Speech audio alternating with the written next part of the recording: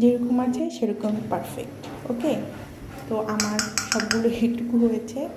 আমি এখন এটার মধ্যে আরও কিছু উপাদান অ্যাড করব, তবে আপনারা এগুলো অ্যাড না করলেও চলবে। তো আমি প্রথমে হলুদের গুঁড়া দিচ্ছি। হলুদের গুঁড়া সবাইকেই দিতে হবে এমন কোনো কথা নেই, যারা চাবেন তারা শুধু অ্যাড করবেন।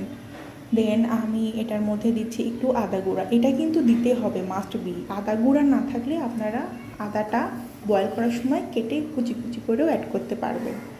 দেন কফি গুঁড়া, যাদের থাইরয়েড আছে তারা কফি গুঁড়াটা স্কিপ করবেন। এরপরে আমি অ্যাড করব দারুচিনি গুঁড়া। দারুচিনি গুঁড়া কিন্তু আমাদের পেট কমাতে খুব বেশি হেল্প করে, তো দারুচিনি গুঁড়া স্কিপ করা যাবেই না। যাদের গুঁড়া আকারে নেই তারা যখন আপনারা জিনিসটা ভাজবেন বা ব্লেন্ড করার আগে আমাদের দারুচিনি যেটা বড় আকারে আছে সেটা দিলেও হবে। দিয়ে আমি এগুলো সব